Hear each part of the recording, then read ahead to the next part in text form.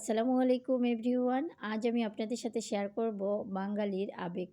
এটা কিন্তু ভর্তা না, এটা হচ্ছে বাঙালির আবেগ। তো যাই হোক, দেখে যতটা সুন্দর, খেতে কিন্তু মাশাআল্লাহ। তো চলুন আমি এই আবেগটা কিভাবে তৈরি করলাম একবার দেখে আসি। প্রথমে আমি এখানে হচ্ছে প্যানের মধ্যে দিয়ে দিলাম কয়েকটা দেশি রসুনের কোয়া। এখন রসুনগুলোকে একটু হালকাভাবে ভেজে নিব। এবার আমি এর মধ্যে দিয়ে দিলাম ৬ থেকে ৭টা হচ্ছে শুকনো মরিচ।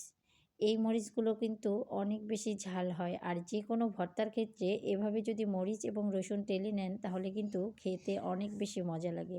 তেল দিয়ে ভেজে এবং সিদ্ধ করে যতটা না ভালো লাগে, এরকমভাবে শুকনো খোলায় ভেজে নিলে ঠিক তত বেশি মজা লাগে।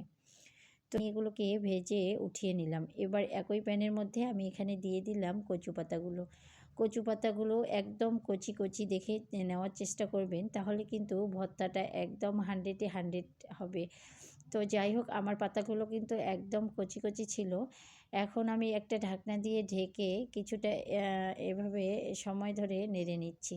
মানে পাতাটাকে একটু উল্টে দিচ্ছিলাম। আবারও ঢাকনা দিয়ে ঢেকে দিলাম, সেদ্ধ হওয়া অবধি অপেক্ষা করব। পানিটা যখন এরকম শুকিয়ে আসবে তখন হচ্ছে যে আমি এভাবে পানিটাকে আবারও যে পানিটুকু আছে সেটাকেও খুব ভালোভাবে শুকিয়ে এরকম করে নিব।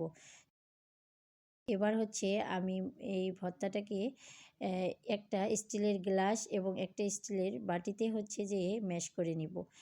এমনটা না যে আমার বাসায় পাটা এবং হচ্ছে যে বাটনা নাই, দুটোই আছে। তবে আমি সব সময়ের জন্য যে কোনো ভর্তা এভাবে স্টিলের গ্লাস দিয়ে এভাবে ডলে নিই, তাহলে কিন্তু খেতে অনেক বেশি ভালো লাগে আর কাজটাও কিন্তু খুব সহজ হয়ে যায়। পাতাগুলোকে আমি একটা গ্লাস দিয়ে ম্যাশ করে নিলাম। এবার হচ্ছে যে এখানে রসুন, মরিচ এবং পরিমাণ মতো লবণ দিয়ে খুব ভালোভাবে এভাবে ডলে নিচ্ছি।